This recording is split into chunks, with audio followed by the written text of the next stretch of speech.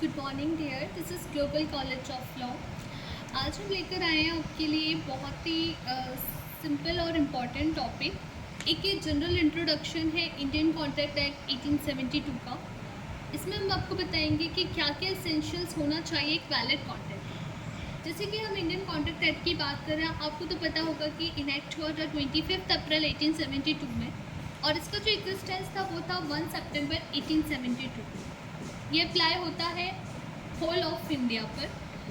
After the amendment of 2019, पहले जम्मू कश्मीर पे apply नहीं होता था, बट ये अप्लाई होता है होल ऑफ इंडिया में। इसका जो मेन सोर्स था वो ये था कि कॉन्ट्रैक्ट लॉ को रेगुलेट करना। ठीक है, अब हम देखेंगे कि इसके एक वैलिड कॉन्ट्रैक्ट के लिए क्या एसेंशियल ज़रूरी होता है। जैसे कि पहला आप देख रहे हो, एक होता है ऑफर एंड एक्सेप्टेंस। ऑफर आप मतलब उसमें मतलब से आपको समझ में आ रहा है कि एक वैलिड कॉन्ट्रैक्ट के लिए एक ऑफर होना चाहिए। ठीक है, इसमें जो डेफिनेशन दी है सीधी बात है, it is a clear and definite proposal made by one party to another. मतलब एक क्लियर प्रपोजल होना चाहिए एक पार्टी के द्वारा दूसरी पार्टी। हम एग्जाम्पल से समझते, जैसे I will sell you my car for 5000। जिसमें ये एक ऑफर कर रहा है कि मैं अपनी कार आपको 5000 में सेल करूँगा।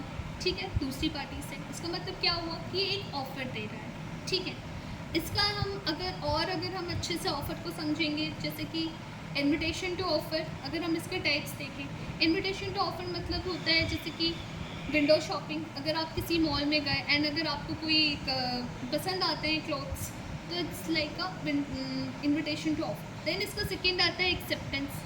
एक्सेप्टेंस मीन्स होता है किसी चीज़ को एक्सेप्ट करना। इसमें जो है इसका मतलब होता है unconditional agreement to all terms of the offer. यानी कि जब हम ऑफ़र करते हैं तो ऑफ़र से बनता है प्रपोजल, दोनों से मिलकर बनता है एक्सेप्टेंस। ठीक है, इसका मतलब है कि आप उसको एक्सेप्ट कर। इसके क्या रिक्वायरमेंट है, जो भी एक्सेप्टेंस है वो at least must be communicated and mirror the offer. यानी कि जो ऑफर के टर्म्स है वो क्रिस्टल क्लियर होना चाहिए कि आप सामने वाले को क्या ऑफर कर रहे हो, और इट मस्ट बी कम्युनिकेटेड, मतलब कि कम्युनिकेशन क्लियर होना चाहिए। फिर आता है intention to create legal relationship. अब लीगल रिलेशनशिप की बात ये है कि मतलब जो भी आप ऑफर या एक्सेप्टेंस एग्रीमेंट कर रहे हो वो in the I of the law valid होना चाहिए, यानी कि एक लीगल रिलेशनशिप क्रिएट होना चाहिए। जैसे कि कमर्शियल एग्रीमेंट आप देख रहे हो, ठीक है, कोई भी, जैसे कि इसमें हमारे सारे कमर्शियल ट्रांजेक्शन्स आते हैं, जैसे कि नेट वाले ट्रांजेक्शन, कोई इंटरनेट से ट्रांजेक्शन किया गया हो या कोई ऑनलाइन ट्रांजेक्शन किया गया हो। जैसे आप एग्जांपल से समझ रहे होंगे, कॉन्ट्रैक्ट बिटवीन बिजनेस। मान लीजिए बिजनेस में किसी भी तरीके का बिजनेस, कोई फिश बिजनेस हो गया, कोई शिप बिजनेस हो गया। देन इसके बाद आता है social and domestic agreement, generally presume not to have legal intent. इसमें इनका कोई लीगल इंटेंट नहीं होता है, जैसे कि ये जनरली फैमिली के मेंबर्स या फ्रेंड्स के बीच में होता है। इसका जो लीडिंग केस लो है वो है बाल्फोर वर्सेस बाल्फोर, जो कि 1919 में आया था। ये बहुत ही ज़्यादा इम्पॉर्टेंट केस है, आप देखेंगे। इसके बाद आता है लॉफुल कंसिडरेशन। इट इज़ अब भाई जब एक ऑफ़र के लिए, एक ऑफ़र हो गया कॉन्ट्रैक्ट के लिए, प्रपोजल हो गया, एक्सेप्टेंस हो गया, इसके बाद आता है कंसिडरेशन। इसका मतलब होता है something of value exchange between the parties, यानी कि किसी चीज़ की कोई वैल्यू एक्सचेंज हुई। ये जनरली प्रोमिसर के डिज़ायर पर होता है। इसमें एक तरीके से हम सामने वाली पार्टी से प्रॉमिस कर रहे होते हैं। ठीक है, और इसका जो टाइप्स हैं, बेनिफिट टू वन पार्टी और डिटरमाइंड टू दी अदर, यानी कि इसमें एक पार्टी को कम से कम कुछ फ़ायदा होना चाहिए। इसकी जो लीगैलिटी है वो ये है, must be lawful and not against public policy. मतलब ये किसी भी पब्लिक पॉलिसी के खिलाफ नहीं होना चाहिए और लॉफुल होना चाहिए। एक चीज़ और ध्यान रखिएगा कि lawful consideration must be past, present and future, ये तीनों तरीके का हो सकता है। नेक्स्ट हम देखेंगे कैपेसिटी टू कॉन्ट्रैक्ट। अब ऑब्वियसली कैपेसिटी की बात कर रहे हैं, यानी कि हमारे अंदर कितनी क्षमता है उस कॉन्ट्रैक्ट को करने की। सबसे पहला जो है लीगल कैपेसिटी, यानी कि एटलीस्ट कौन लोग इस कॉन्ट्रैक्ट को कर सकते हैं। जैसे कि आप देखोगे हु कैन कॉन्ट्रैक्ट, सीधी बात है, एडल्ट होना चाहिए या साउंड माइंड। एडल्ट का मतलब है कि उसे एटलीस्ट 18 साल तक का होना चाहिए, और साउंड मतलब ये होता है कि उसकी जो मेंटल कैपेसिटी है कि उसमें इतने समझ होना चाहिए कि वो ये कॉन्ट्रैक्ट करे, मतलब जो भी एग्रीमेंट वो कर रहा है उस एग्रीमेंट के जो भी नियम और शर्तें हैं वो उसको मालूम होना चाहिए। देन आता है इसके एक्सेप्शंस। अब इसमें जो एक्सेप्शंस हम देखेंगे, आप किसी माइनर के साथ कॉन्ट्रैक्ट नहीं कर सकते, person of unsound mind, and अगर कोई डिस्क्वालीफाइड बाय लॉ है आप उसके साथ भी कॉन्ट्रैक्ट नहीं कर सकते। ठीक है, इसके इम्प्लीकेशंस क्या है? Contract with incapacitated individuals are void और वॉइडेड।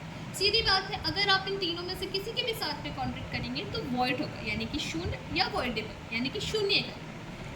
एग्जाम्पल से आप देख सकते हो contract with minor for non necessary. इसका एक केस लॉ है मोहरी बीबी वर्सेस धर्मोदास कोर्स, जो कि लीडिंग केस लॉ है, जो कि मेजोरिटी से रिलेट है।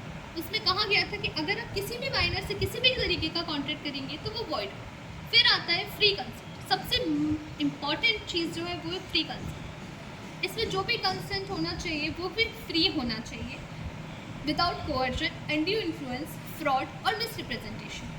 अगर आप देखेंगे इनका मतलब क्या, कोअर्जन मीन्स मतलब फिजिकल और मेंटल प्रेशर, किसी भी तरीके का फिजिकल या मेंटल प्रेशर बनाना। अनड्यू इन्फ्लुएंस मतलब अगर सामने वाला पार्टी उसको एक्सप्लॉइट कर रहा है। फ्रॉड मतलब डेलिबरेट डिसेप्शन। ठीक है, इसमें कंसीलमेंट ऑफ फैक्ट्स भी होता है, कोई चीज़ छुपा के किसी चीज़ को रिप्रेजेंट करना।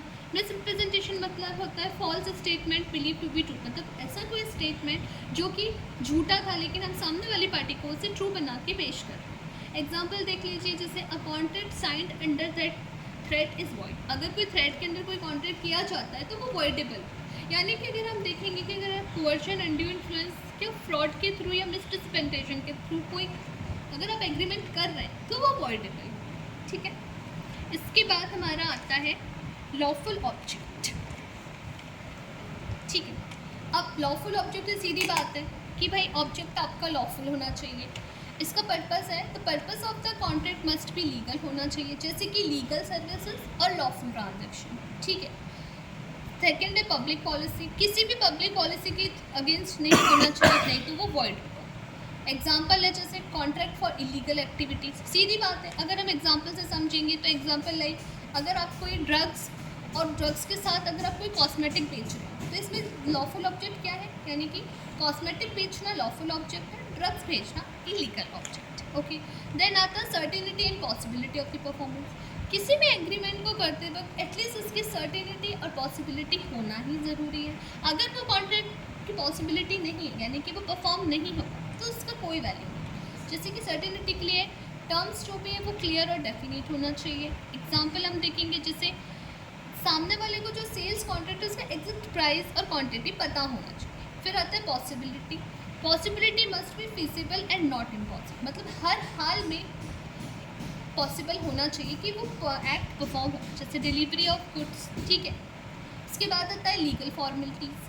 कम से कम एक लीगल फॉर्मेलिटी होना चाहिए, जैसे कि उस कॉन्ट्रैक्ट का राइटिंग हो, वो रजिस्ट्रेशन हो, उसका स्टाम्पिंग हो।